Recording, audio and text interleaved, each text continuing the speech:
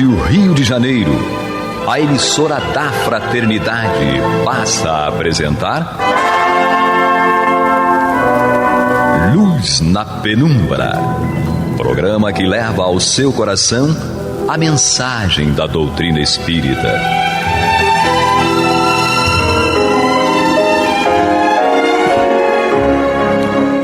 E com vocês, André Afonso Monteiro, para o estudo do livro A Gênese, da obra codificada por Allan Kardec.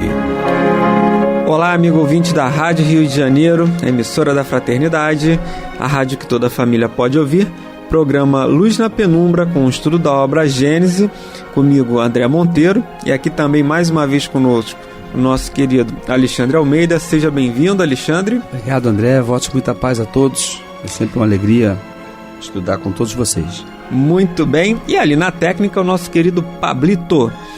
Amigos ouvintes e internautas, nós estamos aqui estudando o livro A Gênese, que é a nossa edição, é uma publicação do Centro Espírita Leon Denis, da editora Leon Denis. A terceira edição é uma tradução de Albertino Escudeiro Seco, é a terceira edição dessa tradução, que foi editada em 2010 pela livraria Leon Denis.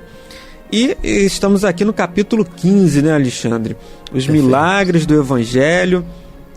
E estamos aqui encerrando o item 9, em que Kardec faz um resumo dos outros itens estudados, né? A dupla vista, a estrela dos magos, os sonhos, o beijo de Judas, a pesca milagrosa, a vocação de Pedro, André, João e Mateus. E Kardec ele vem falando dessa capacidade anímica de Jesus, de penetração no pensamento das pessoas, essa dupla vista que ele possuía, ou seja, olhar com os olhos do espírito, não com os olhos da matéria, ter a percepção espiritual do que ocorre naquele ambiente e, por conseguinte, conseguir captar também os pensamentos das pessoas. E é interessante que ele falava aqui, que Kardec vem dizendo, né, que Jesus ele já conhecia a predisposição das pessoas. Então é nesse sentido que ele faz o convite para o João, para o Pedro, para o André, para o Tiago, para o Mateus. Ele já conhecia essa predisposição dessas pessoas atenderem ao chamado. E em outros momentos também, você vê que assim, Jesus não curou indistintamente a todos. Ele não fez aquela cura. Ele poderia curar todo mundo se tivesse a possibilidade divina, se estivesse na programação de cada um, ele poderia curar. Mas é interessante que todas as vezes que isso aconteceu, e quando ele estava com as pessoas também, ele conversava com diversas pessoas, mas nós temos exemplos ali, por exemplo, o próprio Pedro, o próprio Tiago, Mateus, essa vocação, João, Maria de Magdala também. Kardec não cita aqui, mas podemos incluir Maria de Magdala. Ele já conhecia a predisposição dela de fazer aquela mudança. Podemos citar também o próprio Nicodemos também, que ele conversa com aquele companheiro.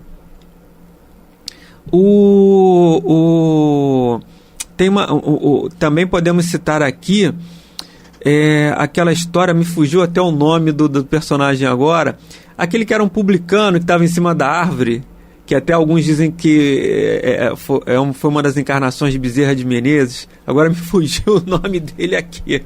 Também ele foi jantar na casa dele, e Jesus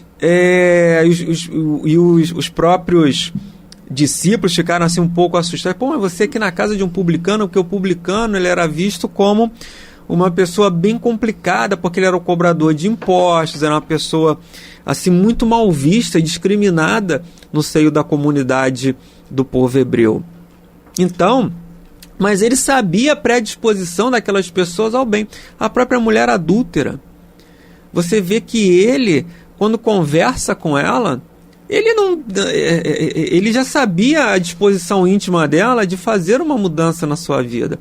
Temos também a mulher samaritana, que era também uma mulher discriminada pelos judeus, já era discriminada duplamente. Primeiro, por ser mulher, que já sofria uma discriminação da época, e segundo, por ser de Samaria.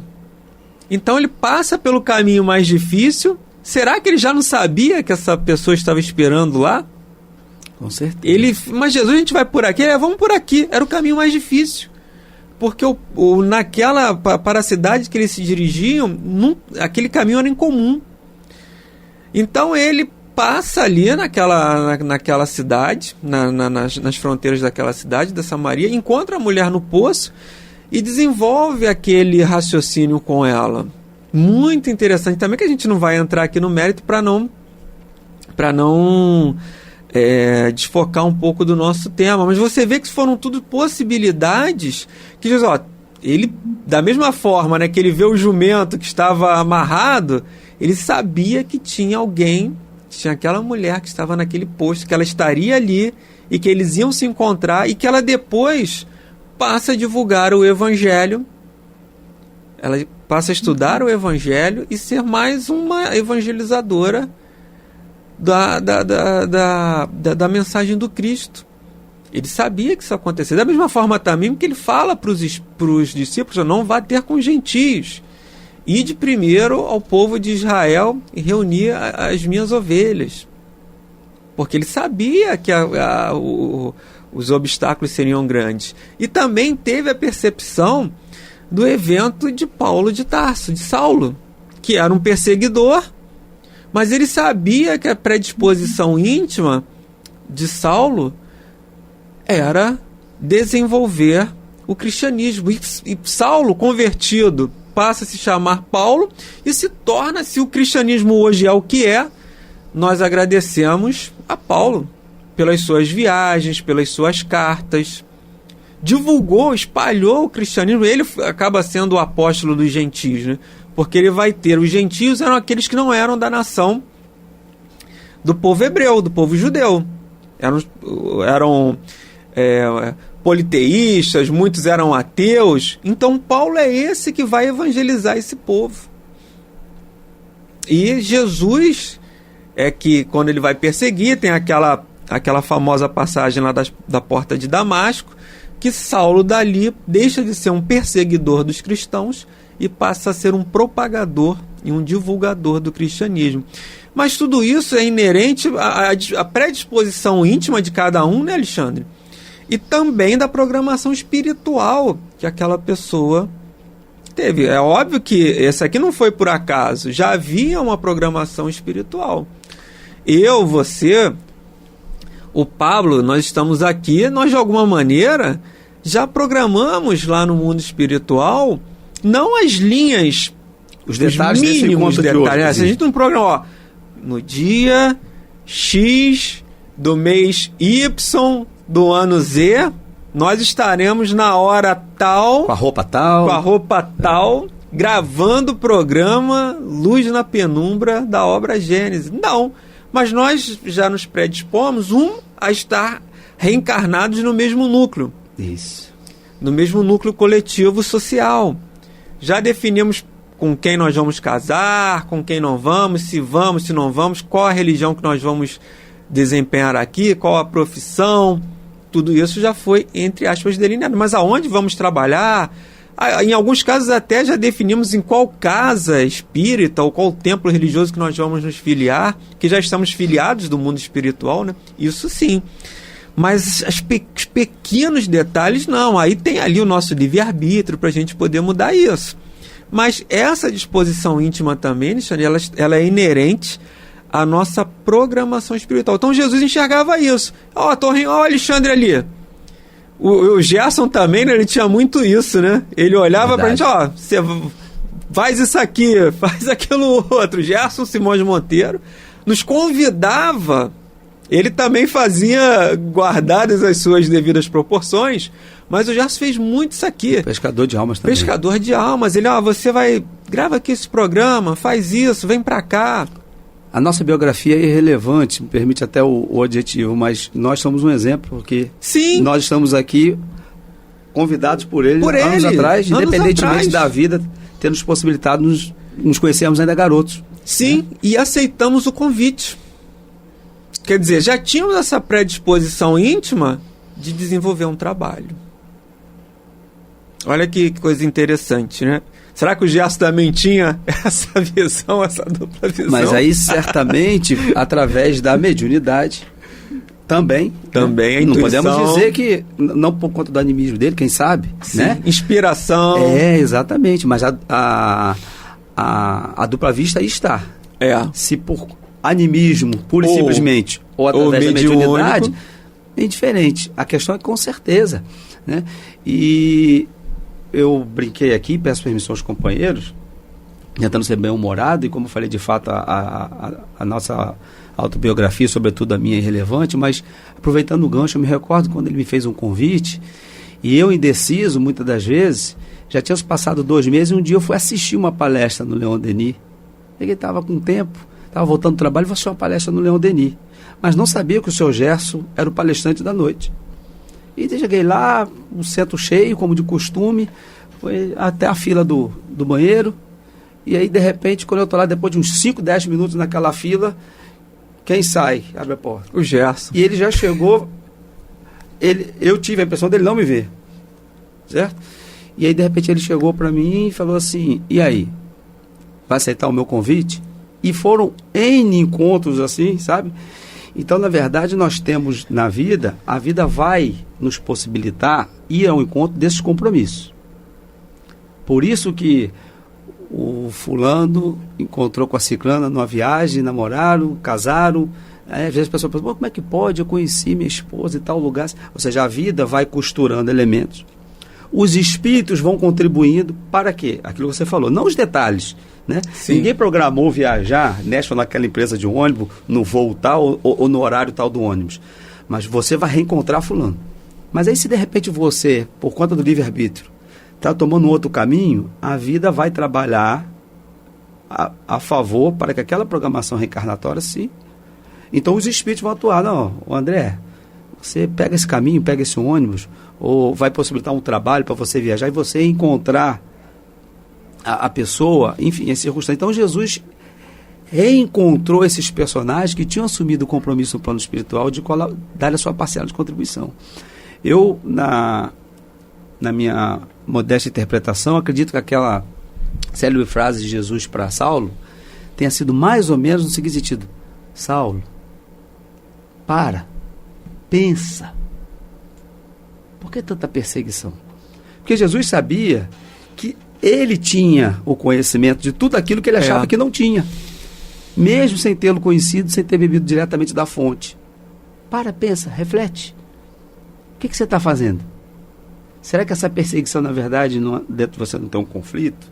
Você, na verdade, quer vir ao meu encontro? Por quê? Porque Saulo, com certeza, havia assumido compromisso, não obstante reencarnar, né, ali como judeu e ter tido uma outra formação, de contribuir.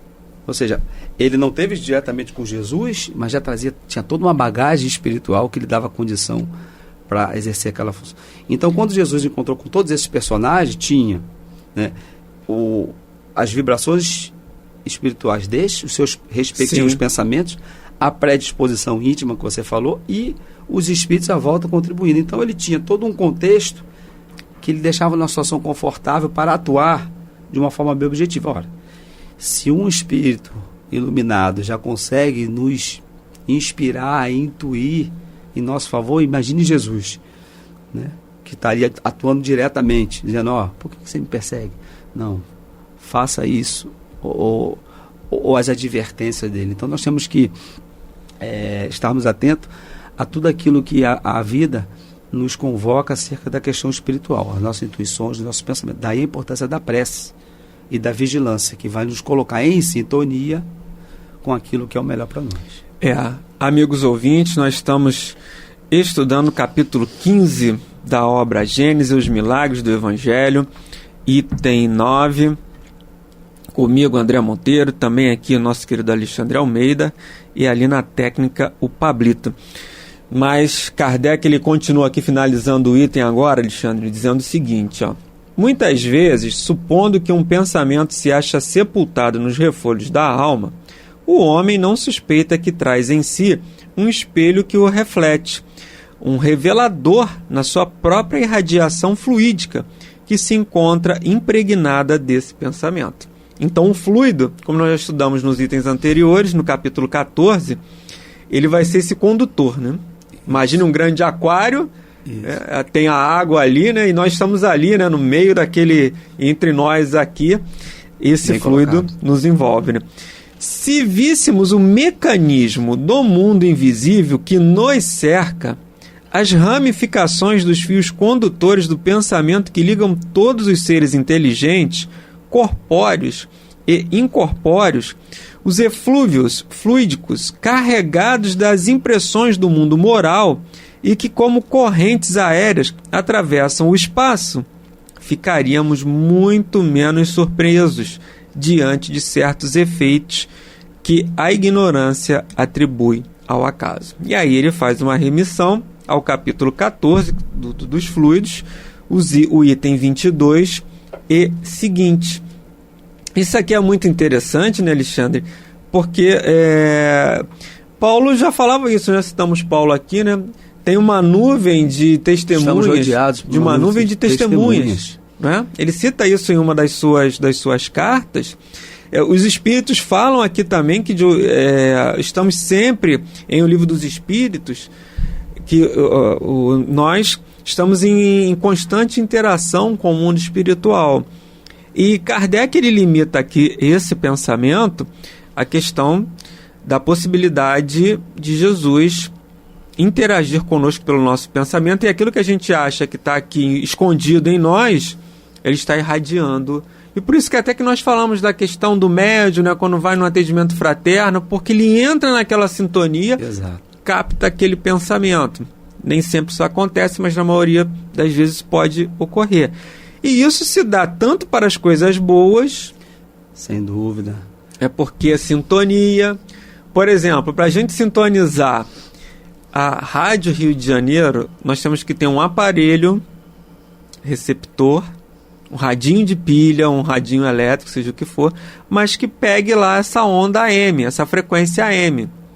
E temos que sintonizar no 1400, girar lá o botãozinho e apertando até chegar no 1400, certo, e ver se o sinal chega bem até a nossa residência. Tem que ter uma precisão, né? Tem que ter uma precisão, então tem que ter um conjunto de fatores. Então, se o sinal não estiver bom, você não vai conseguir sintonizar. Se você não tiver o aparelho adequado, você não vai conseguir. Você não vai conseguir, por exemplo, sintonizar o 1400 AM num rádio que só pega FM.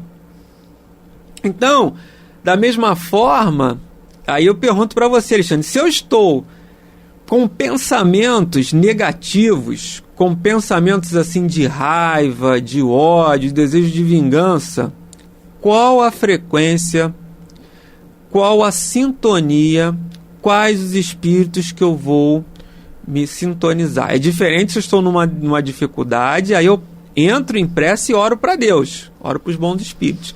Mas se eu estou ali naqueles sentimentos muito negativos, a raiva, qual o espírito ali que realmente vai se sintonizar comigo? Porque Kardec está dizendo aqui, é um fio condutor, o fluido está ali transmitindo, sendo o instrumento, sendo o fio condutor dessa mensagem, desse meu pensamento.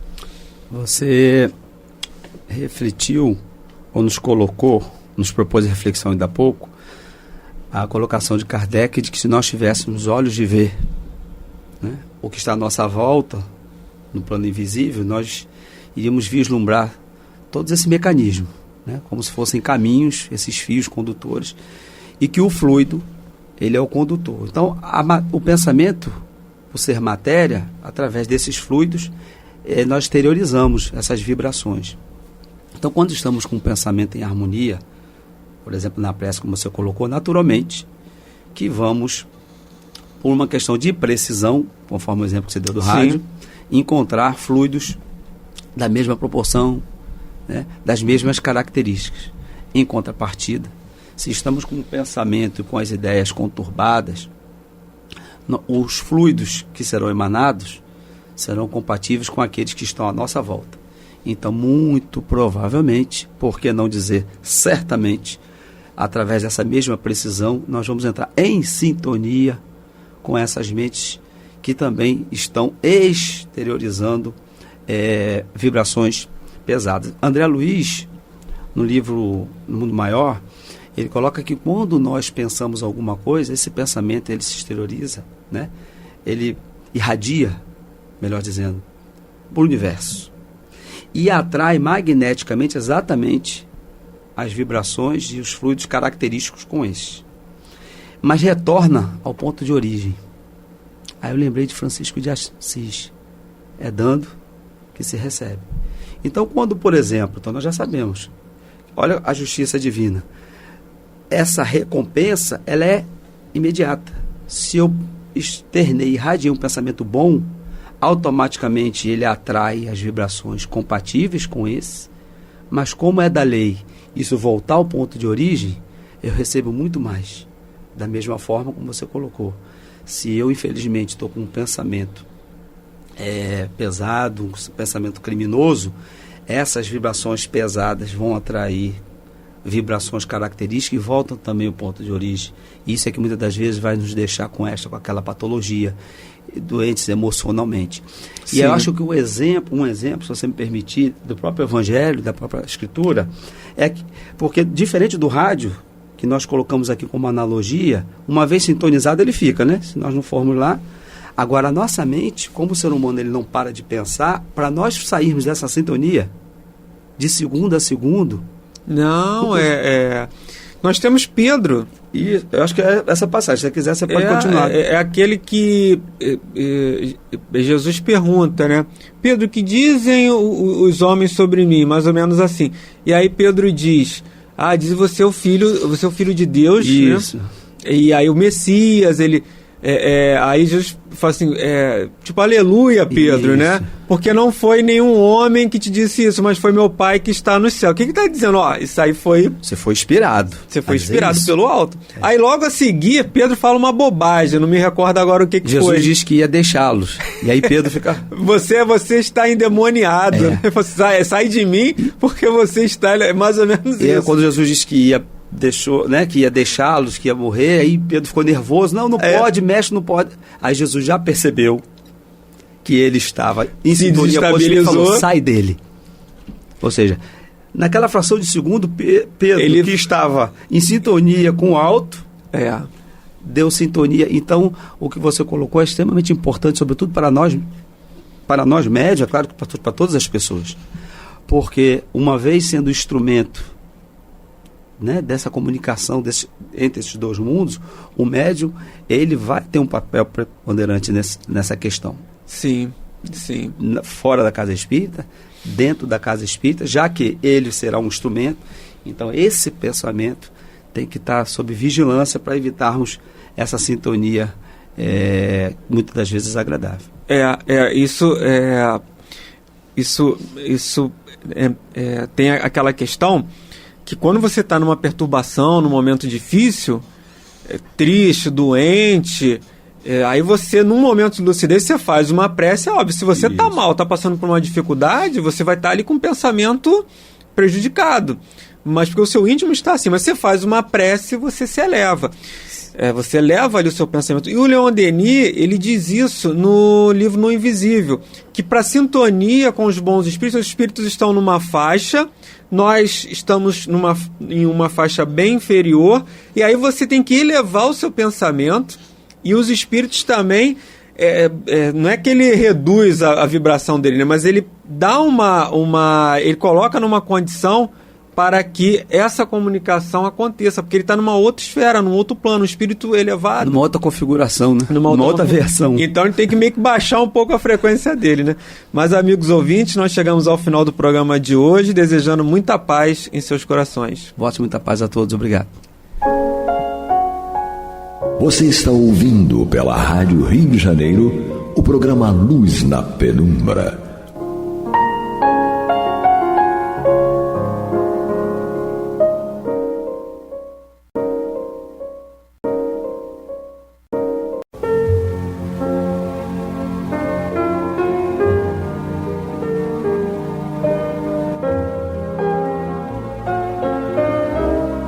A Rádio Rio de Janeiro está levando ao seu lar e ao seu coração a mensagem consoladora da doutrina espírita, através do programa Luz na Penumbra.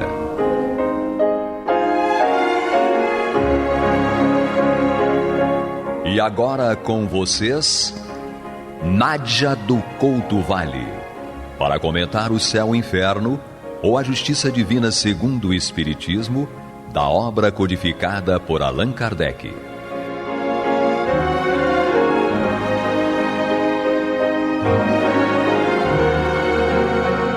Que a paz de Jesus permaneça em nossas mentes e corações, hoje e sempre. Estamos juntos, queridos, amados ouvintes e amadas ouvintes internautas, para estudarmos o céu e o inferno, a justiça divina segundo o Espiritismo, aqui pela Rádio Rio de Janeiro, a emissora da Fraternidade, no programa Luz na Penumbra. Nós estamos estudando já no capítulo sobre os espíritos felizes, na segunda parte desta obra, o segundo capítulo. Já estudamos a trajetória e todos os detalhes acerca da trajetória de espíritos felizes. Estamos continuando esse estudo, estudando naturalmente aqui um médico russo, e sobre o trabalho, a alegria do trabalho, que é indício de saúde espiritual. A esse respeito, nós lembramos aqui o intrépido, corajoso, fiel exemplo de Paulo, o grande apóstolo dos gentios, que se despediu da vida física com a intrepidez, a coragem que sempre evidenciou ao longo de sua vida, relatada às minudências com grandiosidade e sensibilidade pelo nosso querido mentor espiritual Emmanuel, pela pena doce e suave do inesquecível Chico Xavier. Então, nós sabemos que Paulo foi levado pela soldadesca para ser executado, mas como está em O Livro dos Espíritos, a autoridade moral é irresistível, digamos assim, a pessoa que foi designada para executar Paulo, ao chegar lá no local indicado, desembainhou a espada, mas nesse instante tremeu-lhe a mão, fixando a vítima, e falou-lhe em tom quase imperceptível. A descrição é de Emmanuel: lastimo ter sido designado para este feito, e intimamente não posso deixar de lamentar-vos. O intrépido Paulo de Tarso, erguendo a fronte quanto lhe era possível, respondeu sem hesitar: não sou digno de lástima. Tende antes compaixão de vós mesmo, porquanto morro cumprindo deveres sagrados, em função de vida eterna, enquanto que vós ainda não podeis fugir às obrigações grosseiras da vida transitória. E mais à frente, como o algoz continuasse a fitá-lo com assombro, Paulo, então, notando a tremura com que ele empunhava a espada, concitou resoluto: não tremais, cumpri vosso dever até o fim. Então, nós sabemos que ele fendeu a garganta do grande apóstolo, então seccionando quase inteiramente a velha cabeça que se nevara aos sofrimentos do mundo. A comovente descrição é de nosso querido Emmanuel, e nós sabemos que ele foi recebido por seus velhos companheiros que o tinham ajudado, auxiliado, como, por exemplo, Ananias, recebido no plano espiritual por Ananias, por Gamaliel e por outros tantos que o ajudaram e o acompanharam aqui naquela gloriosa, iluminada trajetória que ele fez depois que conheceu o Cristo às portas de Damasco. E a esse propósito, foi o próprio Jesus quem veio recebê-lo, dizendo que recebia naquele instante ao Paulo, o mestre, quando ele adentrou o plano espiritual, já buscando o trabalho, para vermos o nível de consciência do espírito, o mestre sorriu, indulgente e carinhoso, e falou: sim, Paulo, sê feliz. Vem agora a meus braços, pois é da vontade de meu Pai que os verdugos e os mártires se reúnam para sempre no meu reino. Nós trouxemos esta comovente despedida do plano material de um espírito que logrou o sucesso na sua trajetória encarnatória. Portanto, o trabalho de que ele sempre foi um exemplo no plano material também passou a ser no plano espiritual, sem querermos fazer complicadas relações e até imprecisas relações com a grandiosidade do apóstolo Paulo e com os nossos queridos já espíritos também com grandes conquistas que estamos estudando aqui, neste capítulo 2 da segunda parte desta obra. Não obstante, nós vemos que o trabalho é sempre a marca dos espíritos felizes. Não obstante, os sofrimentos que ainda são desafios para todos os espíritos em um mundo de expiação e provas, como ainda é a Terra. Mas, a propósito, o que faz um espírito no plano espiritual? Que tarefas desempenha? Você já deve ter lembrado de MP, aquele senhor lá de Moscou, um médico eminente, tinha saber e qualidades morais, a comunicação deve ter sido em russo. Ele era bom e sofreu tanto, ele próprio diz, porque Deus quis fazer-me sentir o preço da libertação e progredir o mais possível na terra. Ele não teve medo da morte, porque tinha uma fé robusta em Deus. Seu desprendimento, como ele relatou, não foi doloroso. Ele disse que sentiu apenas um abalo logo depois e estava feliz, livre do corpo. Depois, após, a aproximação de inúmeros amigos, principalmente os que lhe eram gratos e deram-lhe as boas-vindas. Trabalho e mérito, essa é uma formulação perfeita para nós nos tornarmos felizes. Então, nós vemos, por falar em felicidade, nós vemos a definição de felicidade que o nosso médico russo disse, que era perguntado em que consiste a vossa felicidade, ele disse: isso é mais difícil de vos fazer compreender. Essa aventura que gozo é uma espécie de contentamento extremo de mim mesmo, não pelos meus merecimentos, o que seria orgulho, e este é predicado de espíritos atrasados, mas contentamento como que saturado, imerso no amor de Deus, no reconhecimento da sua infinita bondade. Em suma, é a alegria que nos infunde o bem, podendo supor-se ter a seu arbítrio contribuído para o progresso de outros que se elevaram até o Criador. Essa é uma definição bastante interessante e que revela o desejo do médico russo ser útil.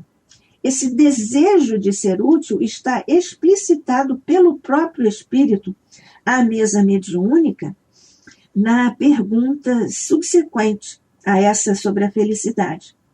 Tivestes a bondade de exprimir o desejo de ser-me útil. Peço-vos que digais por quê. Essa é aqui a parte do diálogo do médium que ele próprio, o médico russo, tinha escolhido ou com o qual se tinha afinizado para comunicar-se. Então ele disse: posso ajudar-vos e amparar nos desfalecimentos, fortalecer nos momentos de desânimo. Vejamos se não é isso tudo que nós desejamos sempre para nós e até pedimos com humildade em nossas preces. Então, posso ajudar-vos a amparar nos desfalecimentos, fortalecer nos momentos de desânimo, consolar-nos de aflição. Se a vossa fé se abalar e qualquer comoção vos perturbar, evocai-me, porque Deus me permitirá vô-lo fazer lembrado, atraindo-vos para ele. Se vos sentirdes prestes a sucumbir ao peso das más tendências, que a própria consciência acuse de culposas, chamai-me ainda, porque eu vos ajudarei a carregar a vossa cruz, tal como a Jesus ajudaram a carregar aquela donde tão solenemente deveria proclamar a verdade, a caridade. Se vacilardes ao peso dos próprios dissabores, quando o desespero de vós se apodere, ainda uma vez chamai-me para que venha arrancar-vos do abismo, falando-vos espiritualmente, lembrando deveres impostos, não por considerações sociais ou materiais, mas pelo amor que vos transfundirei na alma, amor por Deus a mim concedido, em favor dos que por ele podem salvar-se. Nós vemos então aqui, de uma forma tão comovente e comovida, o consolo na aflição, o fortalecimento no desânimo, o amparo nos desfalecimentos, a comoção perturbadora, abalada, mas a fé recomposta, e sempre o convite ou a garantia de que podia ser chamado e que ele viria sem nenhuma demora, sem nenhum requisito. Então, qualquer consciência pode estar tranquila, contando com esses amigos espirituais. Inclusive, quando chegarem as provas, as expiações, os dissabores, e quando, eventualmente, o coração se planificar de desespero, ele viria, como vêm os nossos amigos até nós, falar-nos espiritualmente. E o que é isto? Como é que isto se dá? A questão dos amigos na Terra e dos amigos no espaço. Quando o médico russo desencarnou, nós temos aqui a informação, ele próprio diz, e Kardec aqui proclama, que os amigos da Terra choravam, mas do plano espiritual, os seus amigos sorriam. E aqui nós estamos falando da amizade. Como nós estamos aqui na condição de amigos, estudando, eu, Nádia do Couto Vale, e você, amigo, amiga, ouvinte, internauta, o livro que nós estamos aqui seguindo, O Céu e o Inferno, a Justiça Divina, segundo o Espiritismo, pela Rádio Rio de Janeiro, a emissora da Fraternidade. Todos nós sabemos o preço, o maravilhoso preço de um amigo. Na verdade, a palavra preço não é própria para designar a grandeza desses laços fluídicos, espirituais, transcendentais, metafísicos, esses laços que ligam duas criaturas ou mais criaturas, e que nós podemos pensar rapidamente no conforto que vem de um amigo, de seus olhos, de seus ouvidos, de suas mãos, de seu tempo, de sua proximidade, tudo isso para nos ouvir, para nos fazer companhia, para nos consolar, para nos abraçar, para nos oferecer o tempo, essa dádiva, esse tesouro precioso. E claro que este é um tema muito frequente na literatura, tanto filosófica quanto literária propriamente dita. Nós lembramos Cícero, aquela grande figura da literatura romana na Antiguidade, que tem um belo livro. Na verdade, ele publicado nem é tão grande materialmente, mas ele é muito grande em profundidade filosófica e emocional, chamado A Amizade, por Cícero. Mas nós recorremos nesse tema superior, tão espetacular e tão necessário. Lembramos que Jesus, naqueles encontros lá ao cair da tarde, junto com os seus seguidores, os seus queridos companheiros de luta, certa vez Judas, porque os discípulos faziam perguntas ao nosso Jesus. Então, nesse dia, foi a vez de Judas perguntar: Mestre, o que é a amizade? E Jesus respondeu: Judas, meu filho, não podemos exigir amizade de pessoa alguma. Ela é como os primeiros laços de amor entre as criaturas, e se mãos inábeis não conseguem atar esses laços, é de bom grado que não te esmoreças no grandioso labor da conquista pelo trabalho de autoaprimoramento, no silêncio da caridade. Este diálogo, como tantos outros, sobre definições de questões importantes para nós, dadas essas definições por Jesus, estão no livro Ave Luz, pelo Espírito Shaolin, e psicografia de João Nunes Maia. E Jesus continua: Judas, se queres confiar nos outros, prepara-te primeiro para que possas confiar em ti mesmo. A amizade surge da confiança, da certeza de que estás sendo útil, sem que a usura exija algo em troca. Quando vires entre teus irmãos que te rodeiam inimigos, isso é reflexo do inimigo que alimentas dentro do coração, da dúvida, da maledicência, da ambição e da preguiça. Deves estar atento a isso. Não faças aos outros o que não queres para ti mesmo. Se porventura fores atingido por alguma falsidade, é bom que não esqueças do perdão. Se por acaso teu companheiro não te deu a atenção merecida, espera com humildade que o tempo, diante da tua educação, irá fazer com que o teu irmão compreenda a necessidade da tua companhia, reparando o gesto impensado com redobrado carinho em teu favor. Não devemos escolher a quem dedicamos gentileza, e o sorriso, ao invés de nos enfraquecer, harmoniza nosso campo de vida. Não negues alegria a ninguém, pois a felicidade caminha também por essas vias. Mas então, o médium e orientador da reunião fez uma pergunta ao médico russo. O porquê, o motivo da proteção que ele estava espontaneamente oferecendo a ele, médium. Porque, pela sua visão como espírito, isto é, depois da sua desencarnação, o médico russo viu que era a sinceridade na prática do espiritismo e que ele era bom médium e que essas foram as características que atraíram o médico russo. Então, ele decidiu ajudá-lo a progredir. Foi o primeiro que ele viu como espírito com essas qualidades.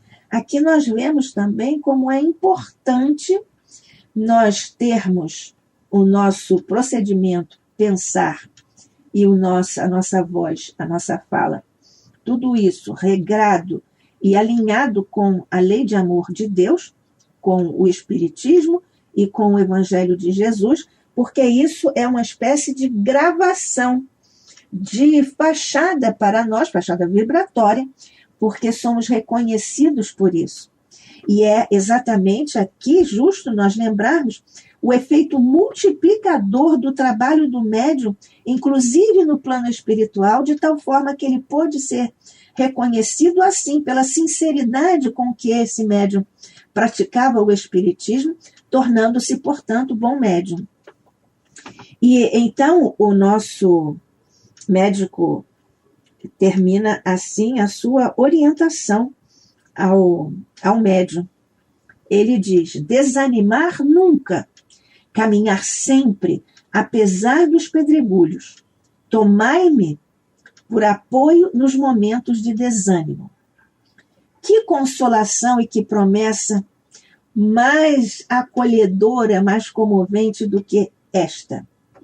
E então nós vemos aqui também o que ele disse sobre a amizade.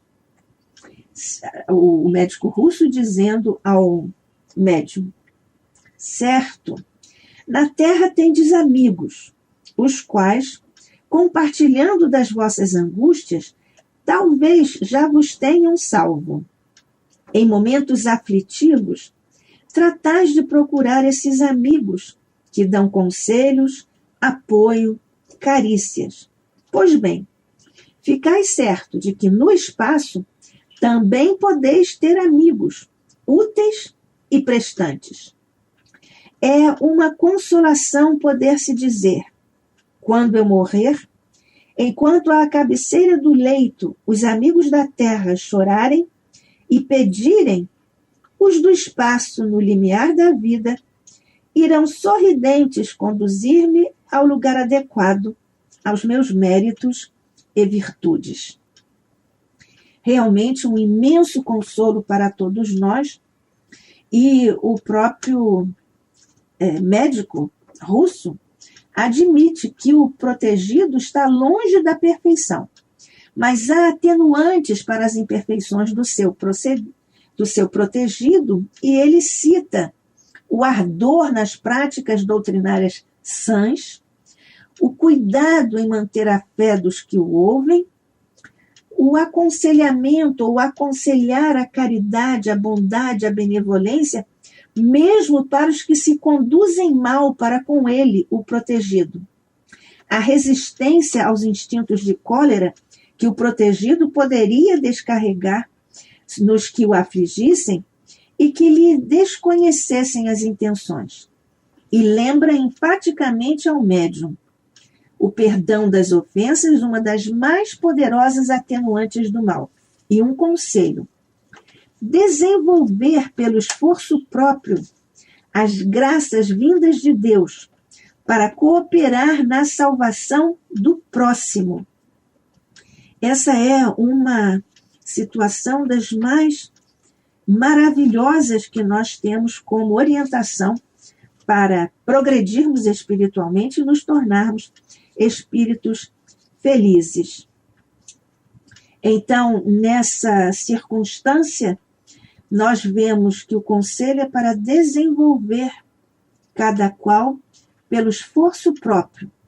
É o que nos compete. Vindo tudo isso das graças de Deus para cooperar na salvação do próximo, ou seja, no trabalho da caridade.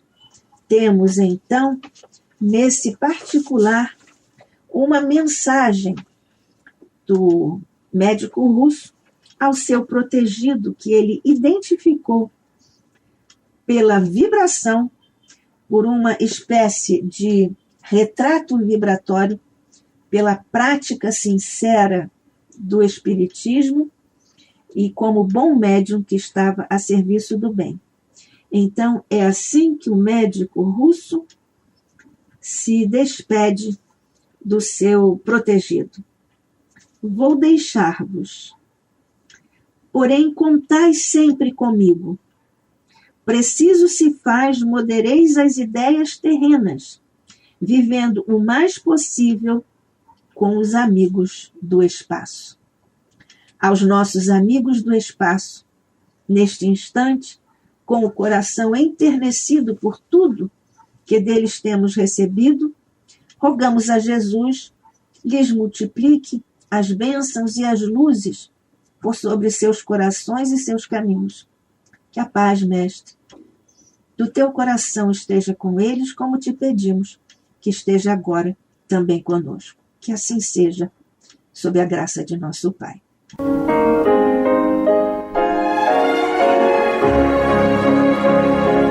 E vamos ouvir agora a prece de encerramento de nosso programa, na voz de Geraldo de Aquino. Jesus, dá-nos coragem para a luta, piedade para os insultos e misericórdia para as injustiças e ingratidões. limpa nossa alma de inveja e ambições mesquinhas, de ódio e de vingança o nosso caminho. E que dentro em pouco, ao recolher-nos de novo ao calor do nosso leito, para que o sono nos dê a paz e o esquecimento das tristezas humanas, possamos sentir, Senhor, no mais íntimo de nosso ser, a doçura indefinível do Teu amor e a grandeza incomparável da Tua divina presença. Que assim seja.